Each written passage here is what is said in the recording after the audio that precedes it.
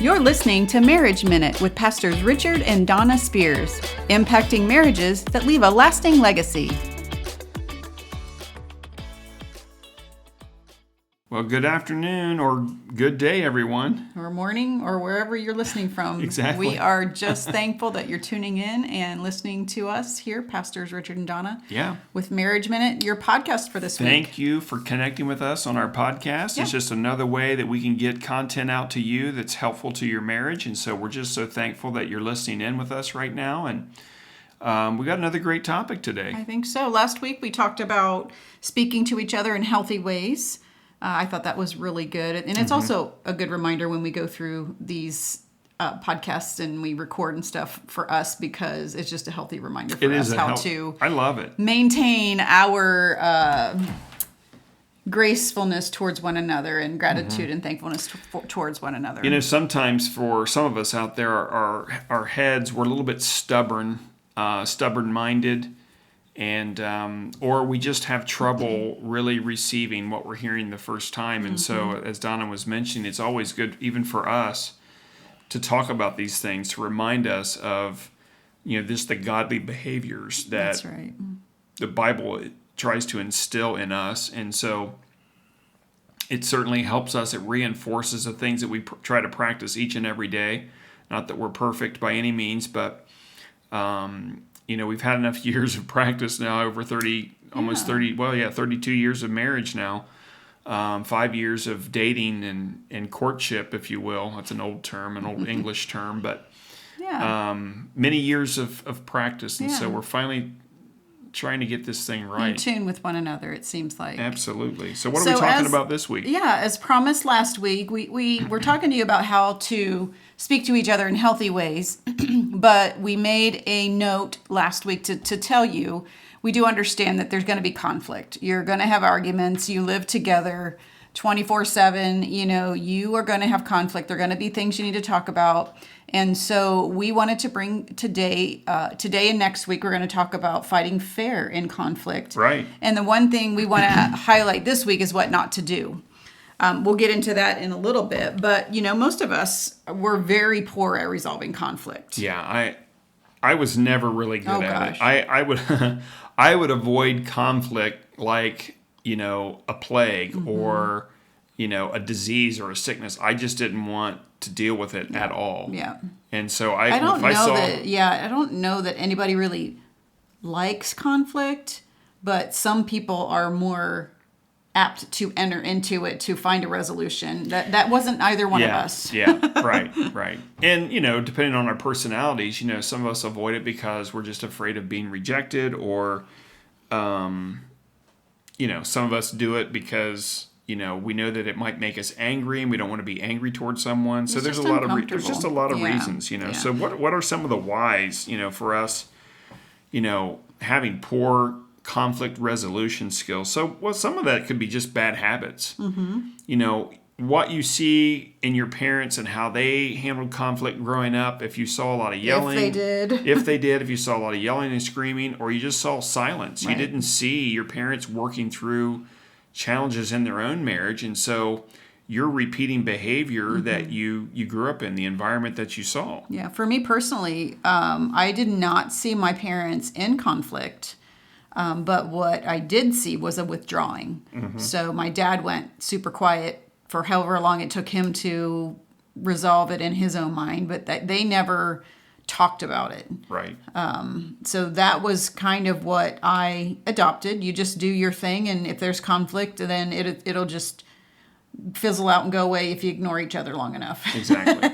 But again, we're getting ahead of ourselves. Yeah. We're settling a little bit. But, there could be wrong beliefs about peacemaking, So Have a false peace. we could have a false peace about it. Or you may see, friends of yours. Growing up, you saw friends, your parents, you saw them arguing, or you'd hear your friend talk about their parents arguing.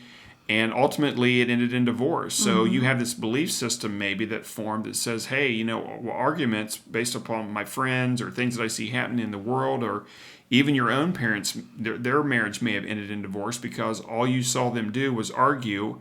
And then you say this, you make this belief system inside of you that says, well, these kind of arguments only lead to divorce. So I don't want divorce Right. in my I'm going to marriage. do everything I can to avoid that. Right. So again, wrong belief systems can form as a result of what you've seen or experienced. And, it could also be a lack of training and equipping in conflict resolution. Right. I don't even think that was a term I was even aware of, or even that, all I knew is we were fighting and not talking to each other. Exactly. I didn't realize that conflict resolution was a thing, and it wasn't really addressed, like we were saying, in childhood. I never really saw it. I didn't experience it. No. And so a lot of what we take into our marriages has stemmed from what we experienced growing up. This is no different. Right. So, what does the Bible say about peacemaking? What does the Bible say about in Matthew 5:9? Well, Jesus spoke about, peace a lot. He was going to leave us his peace. He's going to give us his peace. And so that's important, but there's an acting out, or there's an action to that. And in Matthew chapter 5, verse 9, it says this: "Blessed are the peacemakers, for they will be called sons of God." So peacemaking, if you talk about peacemakers, there's a peacemaking, which is a verb, which means there's an action to it. So you actually have to enter into a conflict or a discussion to bring something up in order for peacemaking to actually happen. True peace. True peace. Yes, because if you read that, one would think, okay, I need to do everything in my power to avoid conflict so I have this peace. But that's what we're talking about, false peace. You don't really have peace when you're not addressing the situation maturely and coming to a mutual resolution. Absolutely. So Jesus, he is the true peacemaker. He is the true peacemaker. Absolutely. He came and brought peace into the world. That was one of his goals. Now, obviously, he brought some conflict too. We'll talk about that in a little bit, as Jesus is a true peacemaker, right?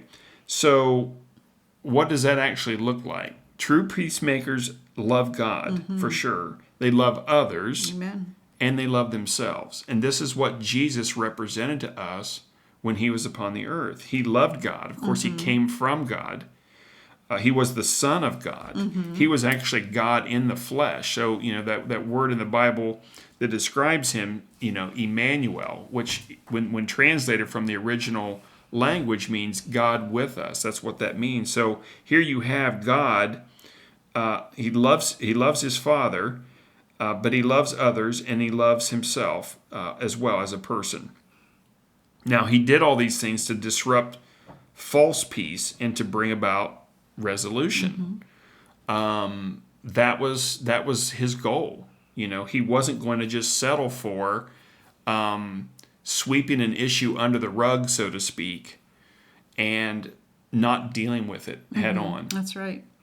That's right. And that's why we want to take the example from the Word. We live by the Word. God's Word is his truth in us, to us in written form. And that's why we bring that to you and want to explain, a true peacemaker doesn't avoid conflict. So just an example. So Jesus walked into the temple one day and he saw people who were handling money changing, because people had to have the right kind of, money, the temple currency, whatever. So they'd have to have money changers there in the temple, inside the temple. And he said, "Stop making my Father's house a marketplace," right? Because there was goats and animals for sacrifice and all kinds of things. So he went in and he just flipped the tables. So now he could have come and say, "Oh, you guys really shouldn't do that." No, he actually took the tables disrupted the moment things of the time. Now, that's not being a false peacemaker. That's trying to bring peace in a way that you would think, wow, that's kind of shocking. Jesus did that? Yes, he did. Because he wasn't settling, because God's word says, "Do not make my Father's house a marketplace." Worship him. That's right. Not sell product, not sell goats, not sell birds for sacrifice in there, not change money out. Do that somewhere else, but don't do it in my Father's house. That's right, because Jesus only did what the Father said. And there were many times that Jesus, as another example, there were many times that Jesus challenged the religious leaders. The religious leaders were very haughty and prideful, and they knew the law, and everybody else was below them, right? Right. And Jesus knew that. He knew their hearts. But he would address the religious leaders at that time. He called them whitewashed tombs. Yeah. So they looked maybe nice on the outside, but the problem was their hearts were Right, bad. That's what exactly. Jesus was speaking about. So he said he called them whitewashed tombs. You look good on the inside, but you look good on the outside, but your inside is just full of dead men's bones. Yep. And he called them a brood of vipers. Right. I mean, he cut to the chase. I mean, he spoke directly to the issues and their behavior. He wasn't coming to them on his behalf, right? So he is honoring God. He's honoring his Father and what his Father was asking him to do, and what his Father set up as what is honorable in the synagogues or in the marketplaces. And Absolutely. And when, what he was disrupting was the religious system of that day. Exactly. Right? Yeah, you can Easy say for that. me to say. Yeah, you say that 10 times. So he was disrupting the religious system of the day because that religious system, under the Pharisees, under the Sadducees, the teachers of the law, it was just leading people to death. Because ultimately he wanted to show people that he was the way. That's right. The only way, the truth, right. the life. And so that was important. So peacemaking is not what? Yeah. At this point. Peacemaking. So we gave you an example of what peacemaking is. And like we said, we're going to talk about what not to do in this one when you are in conflict with your spouse.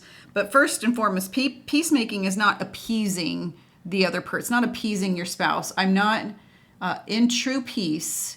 And you could feel it in your spirit, man, right? You know, Right. you're not we're not in sync together and don't have peace. If I'm appeasing him and his behavior, or he's appeasing me, it's not pacifying or, saying, well, it's okay, don't worry about it. And then I just have to go off and deal with my own emotions. That's not peacemaking. That's right. Or placating, same thing. It's not preventing arguments. It's not preventing conflict and the avoidance thing. It's not any of that. Right. Because avoiding conflict, it's really false peace. And it's speaking to the false peacemakers. Right. And so really what we're talking about is the attitude of the heart. You have to check your heart. How are you feeling? We don't always jump on emotions around here, but if it's settling within you that you're not at peace with a situation with your spouse, then you need to talk about it and address it. And we'll talk more next week about how to do that. And like I said this week about kind of things to avoid. So what we don't want to do, is appease our spouse, even though that might be the easy way to go. Right. We don't want to pacify ourselves or them because things are just going to fester. Right. And ultimately it's going to come out in something like if I'm holding it in, and then all of a sudden you sit down in a chair the wrong way and I'm blowing my stack at you because of that, you're like, I just sat down in a chair. But what you're getting is everything that I've been buildup. stuffing down and all the buildup. So, Yeah. So what are some examples of dirty fighting? Well, before we say that, I want to just say this. So when we go through this list of examples of dirty fighting and conflict or what not to do, you got to look at it from two perspectives. Maybe one in the relationship that's more kind of dominant, kind of wears things on their sleeve, doesn't have More outward. More outward. They don't have a problem really engaging with words Right. about something that's bothering them. Right. But then you have another that might be more reserved, more quiet, shy, avoiding conflict. So when you listen to these things not to do, you need to look at it from both perspectives. Yeah. I may be the person that is doing this dirty, tactic when we're fighting, right? Right. This might be the tactic that I would use if I'm more passive aggressive, if you will. So just kind of consider that as we talk about these things because you have different personalities out there. Yeah. So what's the first one? So the first one is lecturing your spouse. So what is that? I mean, lecturing, you understand what that means, right? It's like one-sided. You keep talking, you go on and on and on, you never stop. You don't take a breath. You just are more concerned with getting out your side of the situation. That's it. It's really only about your perspective. You're not even willing to hear the other side because you're not seeking to understand at that point. Well, and unbeknownst to you, something that might be going on when you get into a lecturing mode is that you're wrong. You know that what you've done is wrong and what your spouse is bringing to you is valid, but you're not willing to look inside in your into yourself to see it and to humble yourself and say, yeah, you're right. And sometimes that's so hard for someone, if you are and your spouse have a hard time admitting to each other that you're wrong and saying, you're right, I'm wrong, I'm so sorry. You can get into this lecture mode because you don't want to hear it. Right. So all you want to do is fill up the time and wear your spouse down to where they just kind of throw their hands up and they give up. And that's your goal, and you won. Yeah, you won, but you really didn't win. Really didn't. You might have thought you won, but you're not really winning because you're not loving your spouse well when you're doing that. Not at all.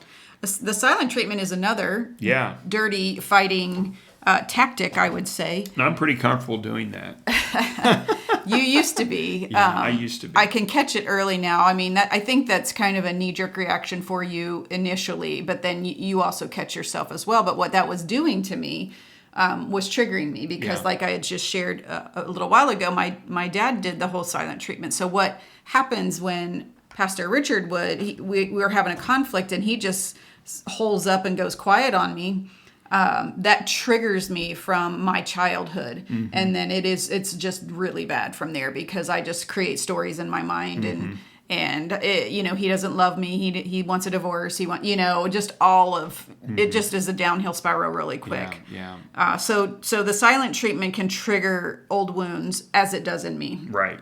The next one is shouting and yelling. Pretty obvious, right? So the one that is not having a problem with really voicing their opinion and sharing their side of things, if it's in this yelling and shouting tones, the person who's more timid, they're just gonna go silent. They're just gonna listen to it. They're gonna take it because they really don't want to enter in at that point because. It's not safe. I hope I'm not speaking to a lot of people out there that are dealing with physical violence in your marriage. Right. And if that is happening, I pray that you would stop that. That is not the way to resolve an issue in your marriage. And so if you really want to love your spouse well, you have to bring it down. Yeah. Shouting and yelling is not the approach to take. It's not healthy. It's not a healthy way to communicate. And so all you're going to do is shut your other your spouse down. And they're not going to be able to really communicate from their heart where they are on this particular issue you guys are trying to work through. Another dirty fighting tactic is lying. You may not understand what we mean by that, so I will help you understand it. If I am embellishing what the issue is, I'm adding to it, to make my spouse be the one to blame. Let's just say, well, you did this or you said that, that might be a lying, look like you're just lying to get either the onus off of you and onto your spouse when you truly know that you're the one that was at fault. Or I'm going to lie if you're coming to me and you're upset for something I did, I'm going to lie to try to make things better. Right, to try to make it not so harsh, make me not look so bad. So I am lying to, let's just say, get out of trouble. Right. Another one is anger and rage. So that's kind of similar to the shouting and yelling. So the whole point of that is that if you're dealing with a person who's more passive, you're just going to shut them down because they're going to appease you. They don't want to hear the anger and the rage and the emotion of that. Yep. Just coming through, we've got quite a few, so I'm going to go down a couple here. Don't use statements like you always or you never. Right. Those hardly ever are true. There's never a way, I can't say you've never done that or you always do this. So avoid that. Yeah. And avoid sarcasm because, sarcasm is a real dirty fighting tactic, especially if you're good with words. And so, mocking, humiliating, making your spouse feel foolish only shuts them down. And it is a dirty fighting tactic when you're in conflict. Yeah, and the next couple are denying. So let's just say your spouse is identifying a behavior in you that is not healthy. And if you just simply deny the behavior that you're doing, it's basically just a dirty fighting tactic. You know that you're lying. And you're lying. So you know you're doing it. And so all you're doing is furthering the issue and angering your spouse and you're disappointing your spouse because you're just not willing to address that. Yeah. Complaining is another one. Yeah. So don't do this, do this. You're not doing this right. And so this constant complaining and negativity, it wears your spouse down. Yeah. They finally just say, I'm just done with this conversation because no one wants to hear my side of it. And so the constant complaining just never is going to allow a fair fight, if you will, and a sharing of both sides. Yeah, another dirty fighting tactic is being condescending. I can see this coming out in the lecturing spouse, or in the shouting and yelling, because some of this all just kind of flows together. I'm superior than you are. You're always wrong. I'm right. Yeah. Which falls into the blaming and attacking. You know, you're pointing the finger. I'm this way because of what you did. You're never wanting to look at yourself. It's almost like narcissistic behavior. Yeah. A lot of these is what. When you're blaming and attacking, you're basically not taking. It's always somebody else's problem. You're never the problem. And so that's what blaming and attacking looks like. And then walking away basically is, now walking away can be a good thing, especially if you've had conversation with a friend and say, look, I just need time to process my emotions or cool down and not respond to you in anger. So walking away can be a good thing. But if your tactic is just to walk away, to shut your spouse down and to ignore them, then the motivation and the heart issue is not right there. Yeah, absolutely. So you have to kind of consider that. You're not really valuing your spouse when you walk away, unless you've had conversation on the front end. I just need some time. I just need some time to process. Which and that's is a really mature okay. way to handle it. That's absolutely correct. So the difference in successful and unsuccessful conflict resolution, what have we always, everything boils down to this. Starts with the heart. It starts with the heart. We need to get t-shirts made. It starts with the heart. Starts with the heart. Marriage Minute starts with a heart t-shirt, because your heart attitude is going to drive how you respond, number one, to this teaching. And how you respond to your spouse in conflict. Right. If your heart attitude, and we'll go into that more next week, is that of Jesus, is that of love, compassion, seeking to understand, then your conflict resolution is going to flow pretty well. Right. You got to want better. You got to want to have the desire to better your marriage. Right. Absolutely. That's so important. Desire better for your marriage. If you have a desire for your marriage to be better, and you're not just going to stay in the status quo. That's right. And believe that this is all there can ever be. It's never going to be any better than this. Right. Then you're not going to see any better in your marriage. So that desire is a key thing. And then lastly, just the whole thing that really our heart is about Marriage Minute and this ministry is, leaving a lasting legacy that you could be proud of, right? So It's about legacy. You're breaking the cycle of behaviors that may have happened in your own childhood and what you saw with your own parents. And you're saying, look, I don't want that for my family going forward. I don't want that for my children and the generations after me. And so I'm going to break this cycle with my spouse because we're going to show our children how to actually handle conflict in the right way. That's right. Amen. Not from all these dirty fighting tactics that we may use. And so we've got some homework for you guys to consider from this podcast this week that we want you to think about. So one of those things is, what did you see growing up? Take a journal, take a notebook, and just sit down and just consider, think back over your life and what you experienced and what did you see growing up. And it's important because when we look back, that really allows us to go forward. It seems kind of like maybe, what's the word I'm looking for? Like a contradiction, counterproductive, a contradiction. Like, okay, I'm looking back to go forward, but actually, it's true, right? When we look back in our history, in our life, that's when we're not going to repeat the same behaviors over and over again, right? Right. And so that's the key, one of the keys. Yeah. So, how did you handle conflict in your life? Question number 2 for yourself. How did you handle conflict growing up after what you saw exemplified in your family in your childhood, and how do you handle conflict now? So that's going to cue you into, do you fight dirty or do you fight fair? And if you really want to be vulnerable, the last question for the homework we would ask you to do and to consider this week is ask your spouse their opinion.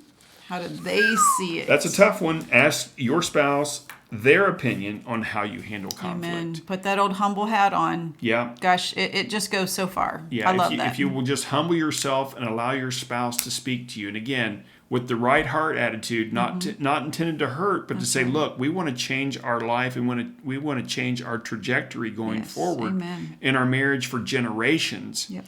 So now when your spouse is starting to speak about how you handle conflict both ways, husband to wife, wife to husband, now you can get some revelation about how you handle that and some of these dirty fighting tactics that have been going on. That's right. And now you can actually start to work on it together. Right. Allow God in there into your marriage to make... And your motivation's right at the end of the day. Well, there you have it, guys. We are finished with our dirty fighting list. Yes. I know we ran through it kind of quickly, so go back and listen to this podcast and write it down and really look at that list and see if, do I really do this or do I not do this? Ask my spouse, ask your spouse, be vulnerable with one another. Yeah. So check us out next week. We're going to come at you with Fighting Fair and Conflict Part 2, but we're going to give you the tools to actually fight fair and conflict. Fight fair, fight clean. Fight clean. Yeah. All right. Thanks. God bless guys. You all. God bless love you. you guys. Love you. Bye-bye. Bye.